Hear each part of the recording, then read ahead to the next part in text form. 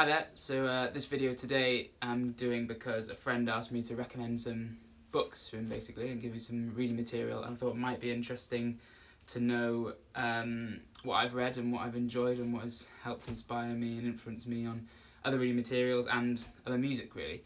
So when I went through, I've got a bit of a collection in here, and it's something that I'll continue to do and grow on because I really enjoy them. Actually help to take me back in time and put me in the place where my influences were, and I just enjoy absorbing that kind of environment that they were in, hopefully through their words.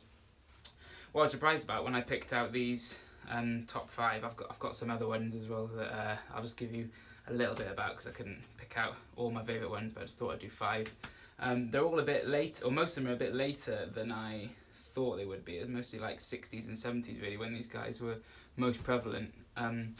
But they just really gripped me, so I thought I'd give you each of the books and like a story that I remember from it that I found enjoyable. Because I haven't read some of these for a few years, so it's just bits that I remember from when doing it, and hopefully you'll perhaps buy them, read them yourselves, and then you might find them enjoyable as well.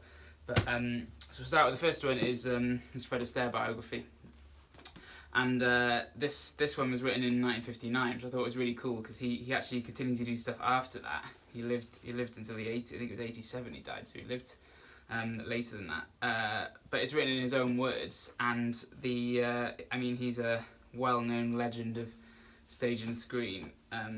But what the story that stayed with me from this one was that he had a sister, Adele Astaire, who, according to him, was the better dancer when they were in the younger days. So they did shows together and stuff.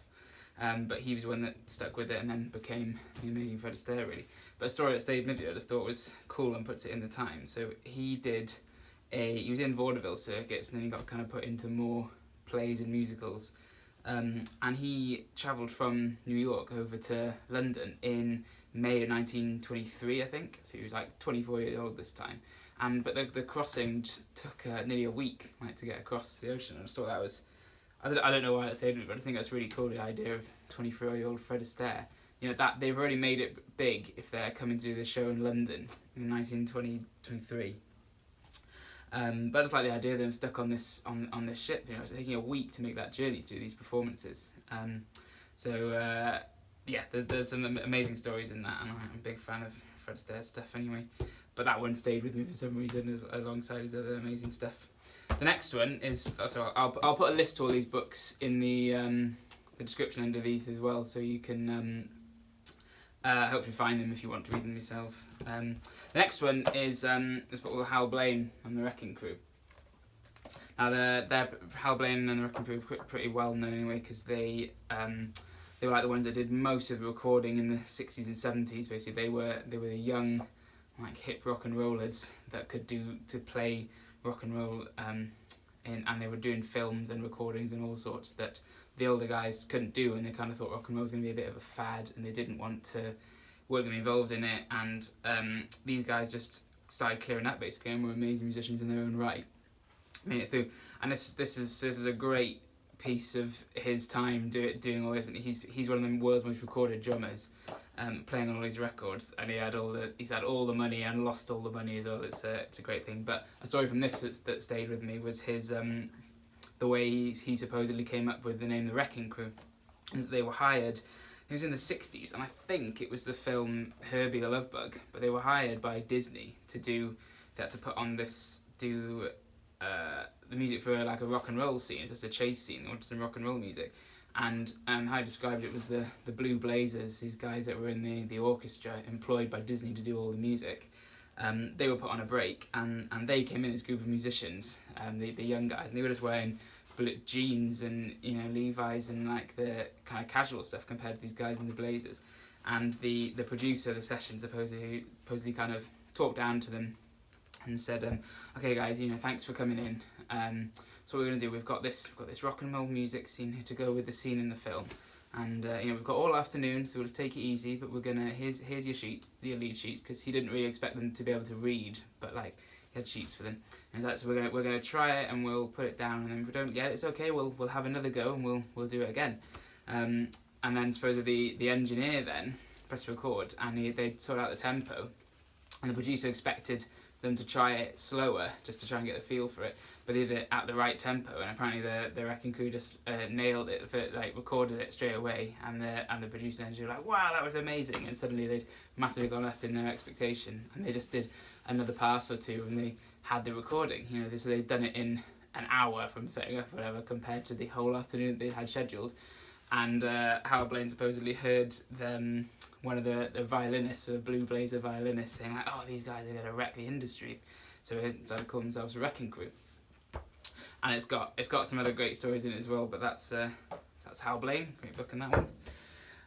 The next one I've chosen is Backbeat by Earl Palmer. So Earl Palmer again was another guy from the wrecking crew, but he was slightly older than Hal, and he was born in New Orleans, so he's got some great stories from kind of growing up in New Orleans. And he was playing with early bands, so he was playing with like Fats Domino and all the Little Richard early recordings, so like Keep a Knockin' with that really famous intro that John Bonham ripped off, like that's Earl's playing on that.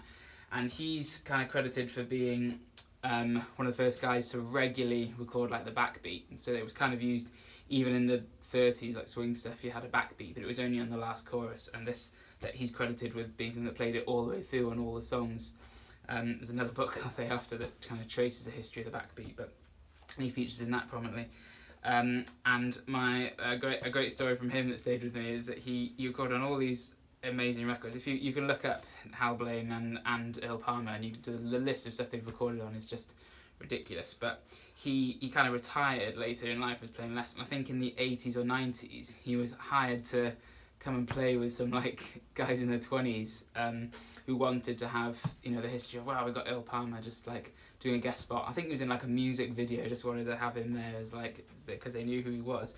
And apparently I heard the song, they played in the song, and one of the guys in the band was like, oh yeah, is this okay for you to play along with, Earl? You know? And then apparently he just went with a cigarette in his mouth, and he was like, boy, I invented this shit. You know, he played this rock and roll stuff, so I thought that was really great. And his list of stuff's amazing. The next one then is this book called My Las Vegas by Bobby Morris. This only came out a year or two ago. It's a really new one, but I'm really glad it did, because I was aware of Bobby Morris already, because he supposedly came up with a Bobby Morris shuffle, which is like the drum groove for jump jive basically. And he moved to Las Vegas in like the 40s when it was, or might have been the 30s, but when it was like a really small resort and he had a couple of hotels.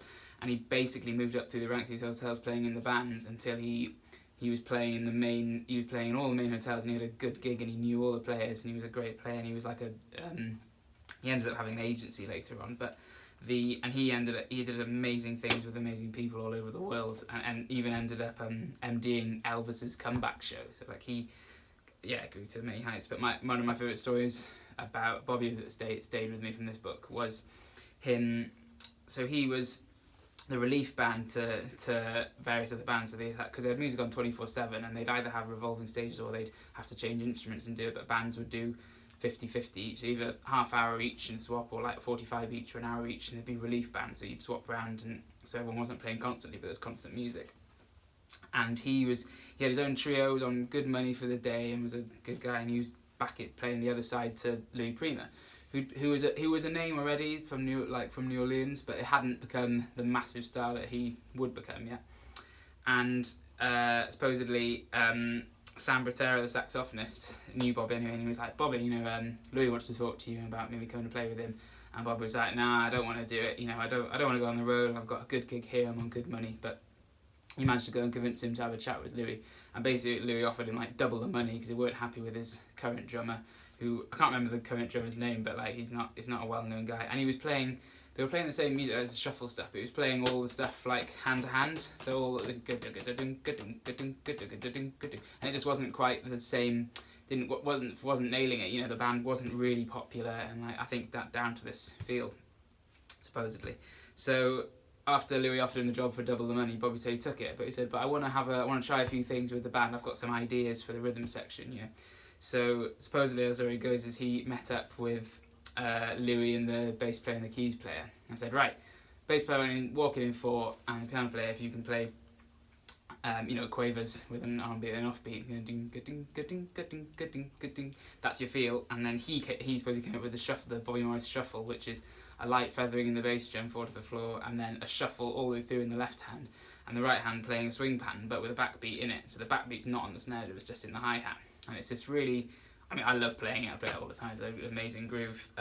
And Louis Prima went mental about it apparently. He was like, this is the best thing ever, and he was basically jumping around the condo they were recording in, really excited about it. And he said, right, I want those on all the songs now. So this is where Bobby said he stitched himself up, because that groove was never supposed to be played at some of the crazy high tempos that it was, So he said he used to have to warm up for an hour before doing these gigs. And I think at this time, Louis Prima was still doing that kind of worst slot. So he was doing like the midnight till 6 a.m, 45 minutes on, 15 minutes off, like every night of the week. So like these things, but it made the band amazing, and they obviously became like the most popular band in the Sahara, like in one of the hotels. And I don't know if it's a bowl of history, but definitely because they were playing a smaller room, but it never worked, and they moved to a bigger. They went back to the smaller, so it was just amazing. Everyone went there. It was an amazing atmosphere. So, and he went on to do loads of other things, but great book.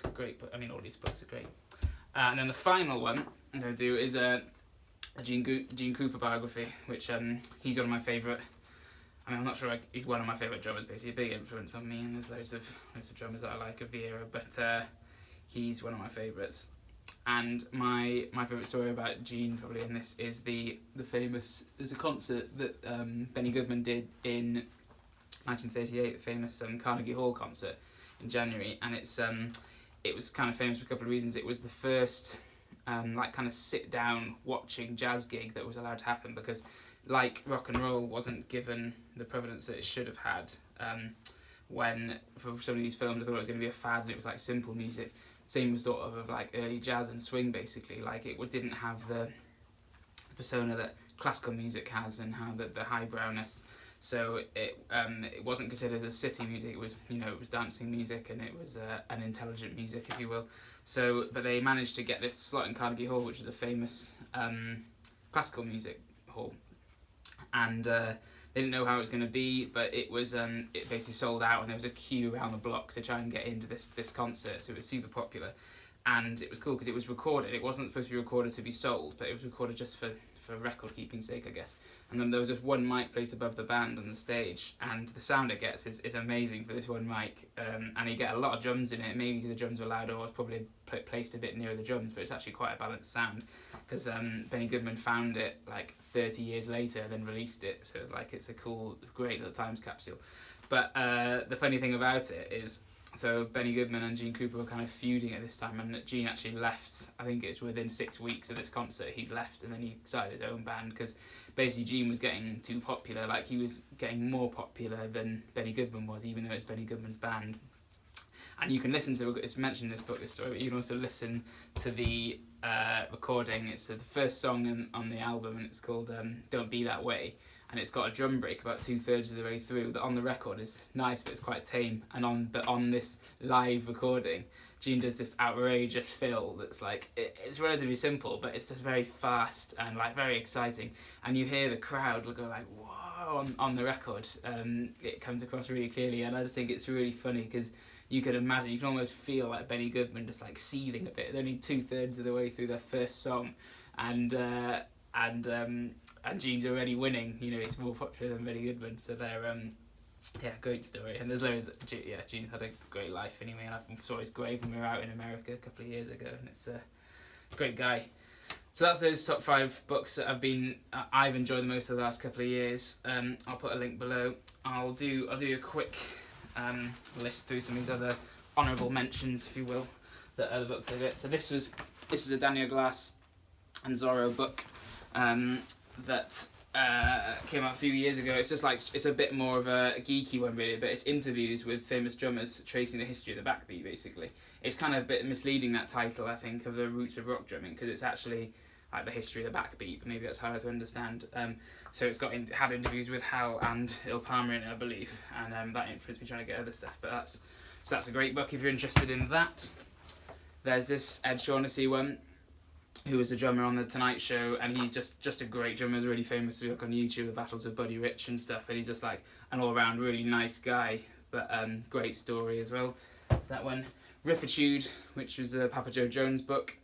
Big fan of Papa Joe Jones stuff. The only thing with this is I think it was written later in like Joe Jones's life, annotated from conversations with him, and he had a drink problem towards the later end of his life, so some of it's quite opinionated and not necessarily 100% reliable, but great drummer, great guy, and nice to hear stuff in his own voice, kind of, you know. Clem Cattini, so this is a British guy, amazing session guy in the 60s and 70s again, and so he's kind of the British answer to Hal Blaine and Earl Palmer, if you will, so we've got a bit more British history. That's a great book to get.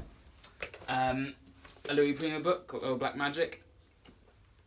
This is pretty good. I did enjoy it but there's a good documentary. I think it's on YouTube again about Louis Prima, and you can get a lot of the information in that documentary that's in this book. To be honest, he cites a lot of it, so good. But just getting a mention, not getting like amazing. Just finished reading this one, which is the Glyn Johns Soundman book. This is later again. This is 70s and 80s and later really, but he's just worked with everyone, the who's of the British scene really, and really influential guy. So just full of great stories, and cool to hear all the other books are like the musicians. This is like the guy behind the glass, so it's like interesting his perceptions of stuff and musicians and how stuff's done. So that was very easy to read. It's very well written, very funny guy. I don't think you can do a jazz book roundup without having a Louis Armstrong book, because there's a few different ones out there, and this is the only one I've read. I mean to get some other ones, but like, you know, father of jazz, you should just, if you're interested in this music, you should read about Louis Armstrong, I think. Then, as a drummer, again, you can't really put past do a roundup of favourite books without a Buddy Rich book. This is by Mel Torme, which is great as well. Really good book, I enjoyed that. I just didn't put it through because he's a bit more, Buddy Rich is very well known by everyone, so I thought I'd put through some of the other less known drummers a bit more. But great book, great guy. And finally, this is the Baby Dodds story, which I need to reread this again. Actually, this is one of the first ones I got. It's a long time ago, but did enjoy it because he's an early New Orleans drummer, and he had a great story. Worked with Louis Armstrong, various people over the years. But it's again written like very conversationally, and it's quite hard. I found it at the time quite hard to kind of follow the story a bit because it jumps around a bit. But I think I need to give that another read and get back into that. But so yeah, that's my top 5 and some honourable mentions there. So I'd be interested if anyone's got any other thoughts or any other books for me to recommend to me. Because I like having all these buffs to go through, and for me it helps me. You know what I'm always trying to do with all the music and everything I read is just absorb back into that time where those guys were from, and try and get into their headspace and the things they were working on, and therefore try and be a bit more authentic in my own way of reproducing it. You know, so hopefully if you find that helpful, and recommend to someone, and we'll speak to you soon. See you soon.